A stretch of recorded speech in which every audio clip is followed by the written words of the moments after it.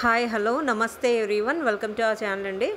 ఇవాళ ఈ వీడియోలోని basic blouse cutting and stitching చూద్దాము. నేనైతే ఇలాగే కట్ చేసి స్టిచ్ చేసేస్తాను. బ్లౌజ్ కటింగ్ అండ్ స్టిచ్చింగ్ కూడా ఈజీయేనండి ఒకసారి బాగా నేర్చేసుకుంటే.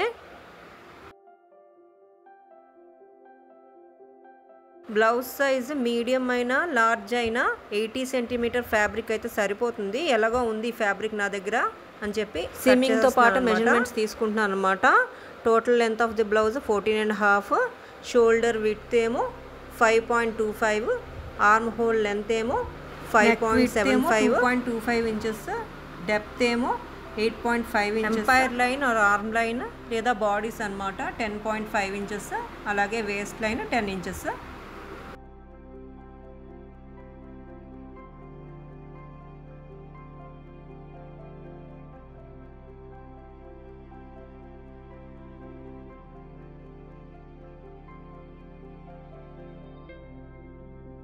ఆర్మ్ హోల్ కర్వ్ అనేది సెంటర్ నుంచి ఇలా మార్క్ చేయాలి. కార్నర్లోని ఇలా 1 ఇంచ్ డిఫరెన్స్ రావాలన్నమాట.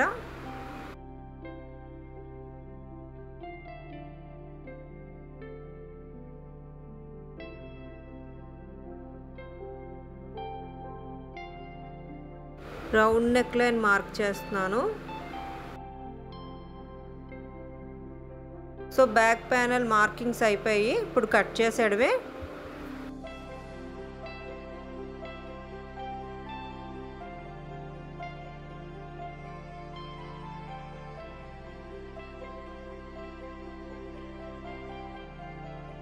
ఇప్పుడు బ్యాక్ ప్యానల్ సహాయంతో ఫ్రంట్ ప్యానల్స్ మార్క్ చేయాలి. కాస్త క్రాస్గా ఇలా ప్లేస్ చేస్తున్నాను అనమాట. క్రాస్ కట్ బ్లౌజ్ లాగా ఫిట్టింగ్ అంటూ బాగా వస్తుంది. ముందు యాజ్ ఇట్ ఈజ్గా మార్క్ చేసేస్తున్నాను.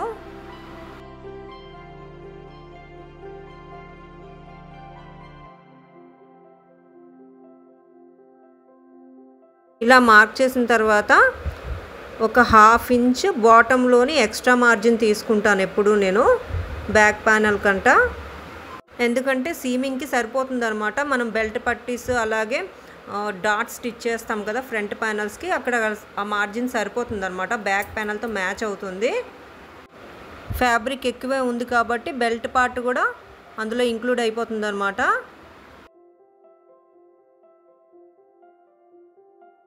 షోల్డర్ లైన్ నుంచి బాటమ్కి ఇలా 9 ఇంచెస్ మార్క్ చేశాను. ఇలా ఆపోజిట్గా 2.5 ఇంచ్ ఇన్వర్డ్స్ ఇలా మార్క్ చేసుకోవాలి. డార్ట్ వస్తుందన్నమాట. అలాగే బెల్ట్ పార్ట్ కూడా ఇలా మార్క్ చేస్తున్నాను. Armhole dart inwards 3.5 inches mark చేస్తున్నాను.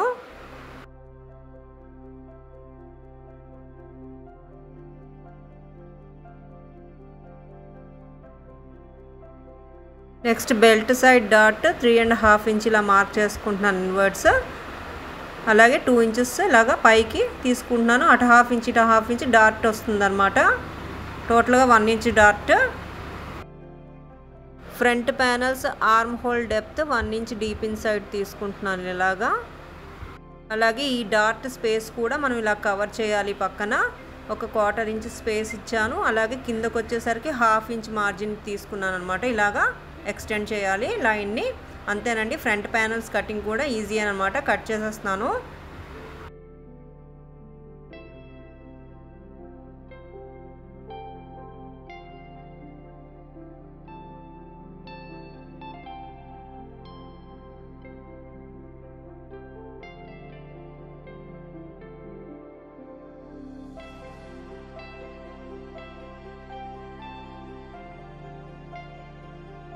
ఇలా బెల్ట్ పట్టీస్ కూడా వచ్చేసాయి అన్నమాట ఎట్ ఏ టైంలోని.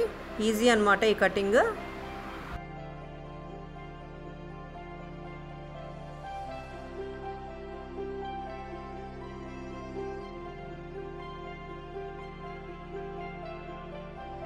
నెక్స్ట్ ఇప్పుడు రిమైనింగ్ ఫ్యాబ్రిక్తోని స్లీవ్స్ కట్ చేస్తున్నాను. లెంత్ ఏమో 8 ఇంచెస్ సీమింగ్తో కలిపి.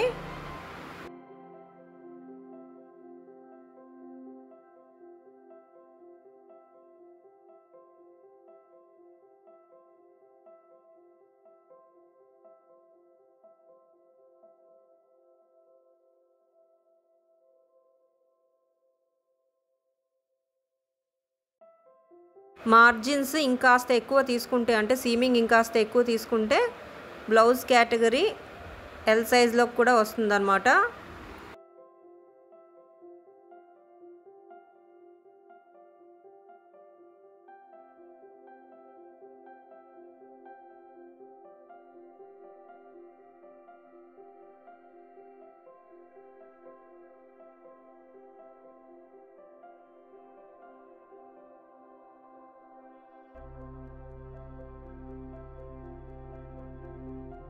Front side arm whole cutting 1/2 inch to 1 inch deep inside ఇలా కట్ చేస్తున్నాను.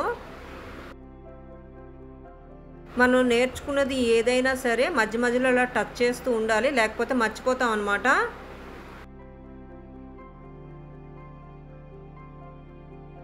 ఇంకా రిమైనింగ్ ఫ్యాబ్రిక్తోని బటన్ అండ్ ఐ పట్టీస్, హెమ్మింగ్ పట్టీస్ కట్ చేస్తాను.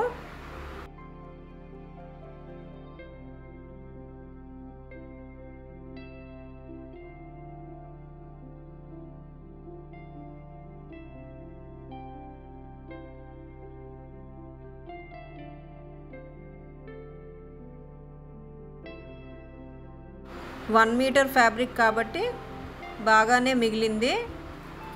అదే 80 సెంటీమీటర్ ఫ్యాబ్రిక్ అయితే జాగ్రత్తగా కట్ చేయాలి.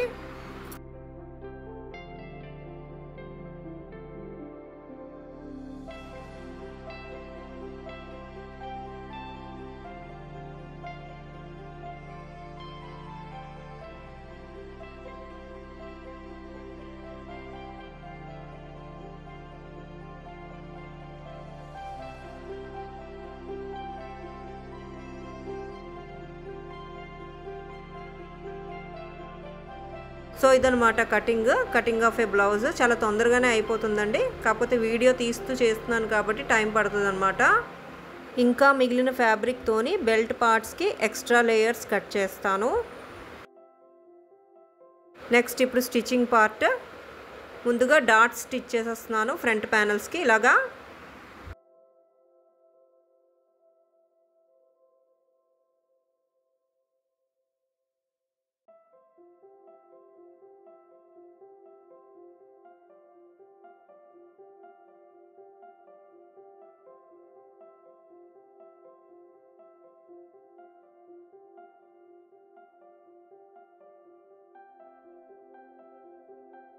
ఫ్రంట్ ప్యానల్స్ బ్యాక్ ప్యానల్తో అసెంబుల్ చేసేయడమే. షోల్డర్ లైన్ నుంచి స్టిచ్ చేసేస్తున్నాను. ఫ్రంట్ ప్యానల్స్కి బెల్ట్ పట్టీస్ అటాచ్ చేసిన తర్వాత అయినా బ్యాక్ ప్యానల్తో అసెంబుల్ చేయొచ్చు, ఎలా అయినా పర్లేదు.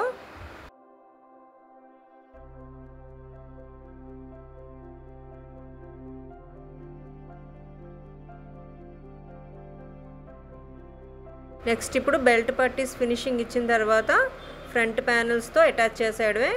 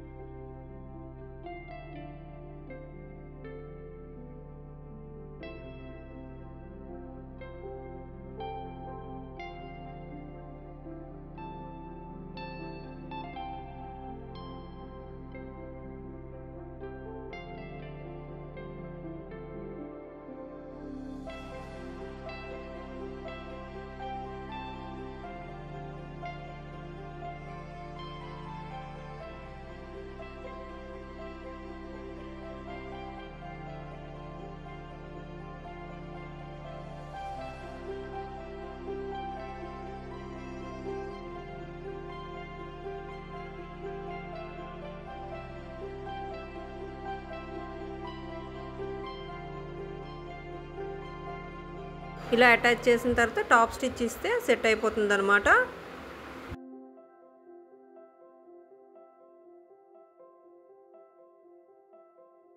నెక్స్ట్ ఇప్పుడు బ్యాక్ ప్యానల్కి ఇలా డాట్స్ స్టిచ్ చేస్తున్నాను.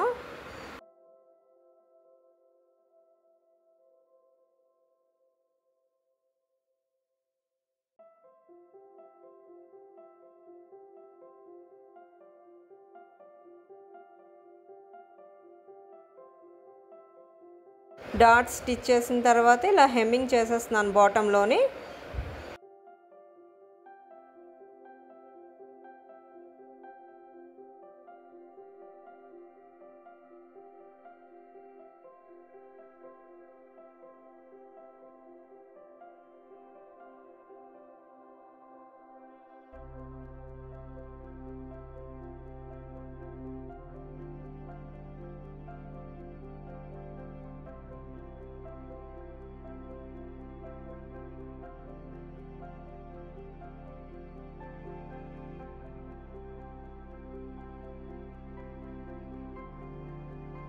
నెక్స్ట్ ఇప్పుడు ఫ్రంట్ ప్యానల్స్కి బటన్ అండ్ ఐ పట్టీస్ అన్నమాట.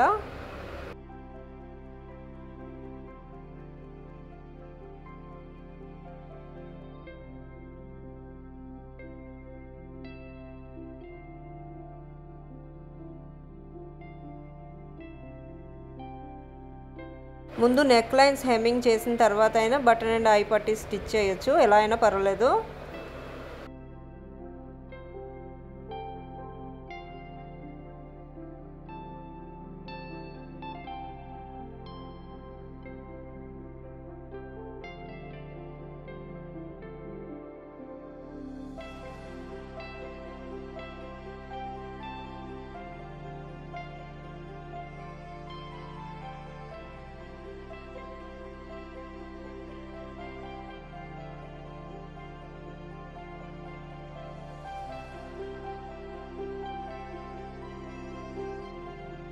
Buttons and ice hand stitch అయినా చేయొచ్చు, నేనైతే machine stitch ఇచ్చేస్తానండి.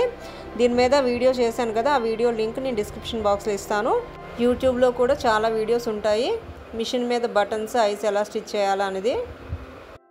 Buttons ice stitch చేయడానికి ఫీడ్ డాగ్ డ్రాప్ డౌన్ చేయాలి, అలాగే జిగ్జాగ్ స్టిచ్ యూస్ చేయాలి.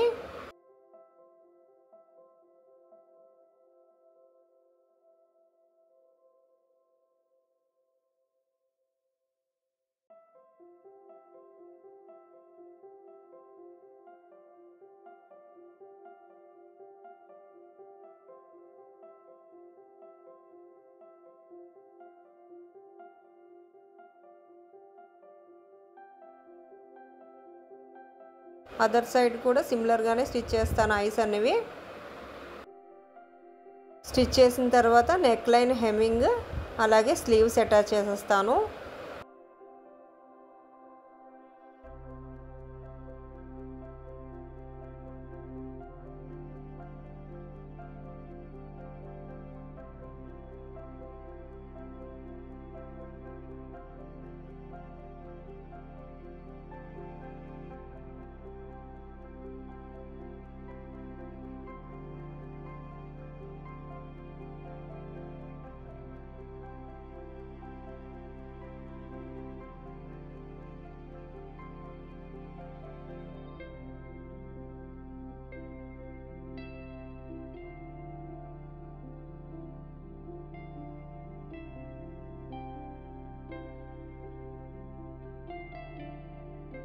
బ్లౌజ్ కటింగ్ అండ్ స్టిచ్చింగ్ బాగా వస్తే 1 అవర్ లోపలే అయిపోతుంది అన్నమాట వర్క్ అనేది.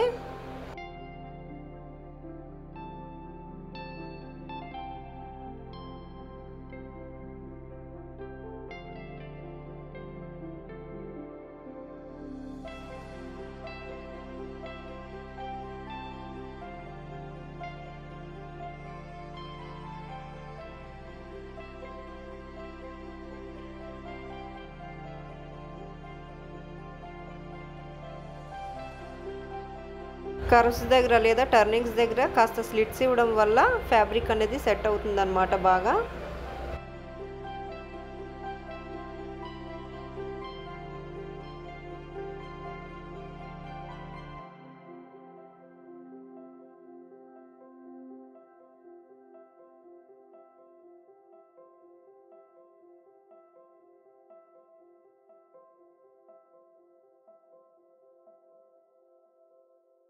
నెక్స్ట్ ఇప్పుడు స్లీవ్స్ కూడా ఇలా హెమ్ చేసి అటాచ్ చేసేయడమే అనమాట. ఇక్కడ నేను సింగిల్ ఫోల్డే చేశాను, డబుల్ ఫోల్డ్తో హెమ్ చేయొచ్చు.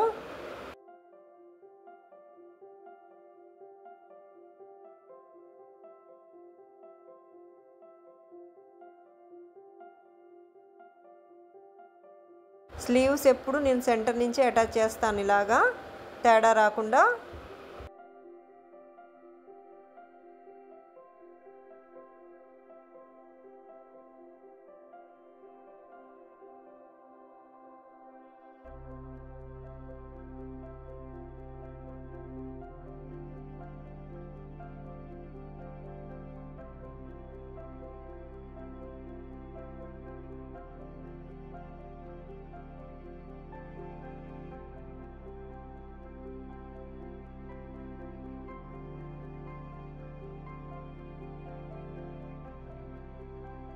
ఫైనల్గా బాడీస్ అటాచ్ చేసేయడమే మెజర్మెంట్స్ ప్రకారంగాను.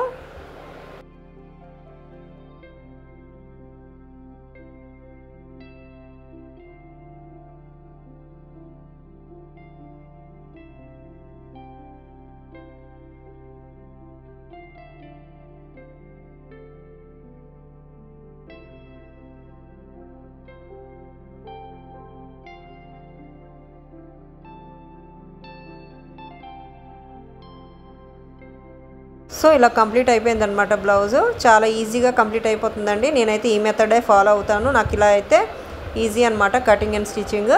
పర్ఫెక్ట్గా కూడా వస్తుంది.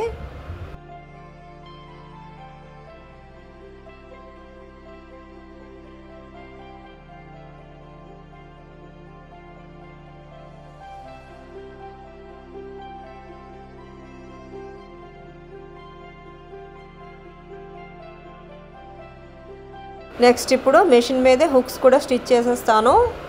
ఆల్రెడీ జిగ్జాగ్ స్టిచ్ ఇచ్చేసాను కదా, వాటికి నేను ఇలా ఫిక్స్ చేసేస్తున్నాను అనమాట వన్ సైడ్.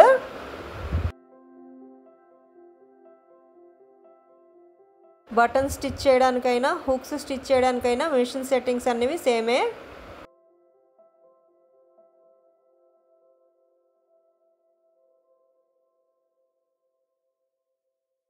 బటన్ స్టిచ్ చేయడానికైనా హుక్ స్టిచ్ చేయడానికైనా ఇలా నార్మల్ జిగ్జాగ్ ఫుటే ఉంచేస్తాను. సెలెక్టర్ బటన్లోని B అండ్ C యూజ్ చేస్తాం అనమాట. లెంత్ ఏమో 4లో ఉంచేస్తాను.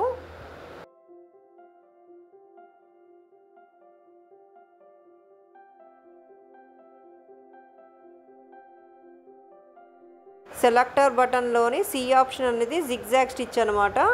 B ఏమో లాక్ చేయడానికి పనికొస్తుంది. స్టిచెస్ లాక్ చేయాలి కదా జిగ్జాగ్ వేసిన వెంటనే.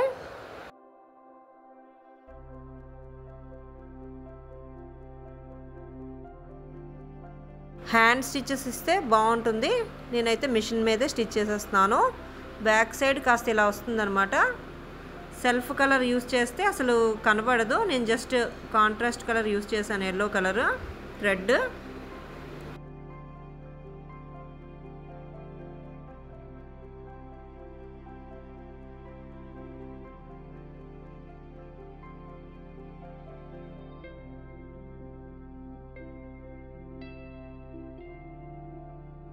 స్టిచ్ చేసేటప్పుడు నీడిల్ అనేది కరెక్ట్గా హుక్ హోల్స్లోకి వెళ్ళేటట్టు B అండ్ C అడ్జస్ట్ చేసుకోవాలన్నమాట, లేకపోతే నీడిల్ విరిగిపోతుంది. సో ఇదనమాట అండి normal blouse cutting and stitching. ఇలాంటి వీడియోస్ అప్పుడప్పుడు షేర్ చేస్తుంటాను మన ఛానల్లోని. చూస్తూనే ఉండండి. Thanks for watching and stay tuned.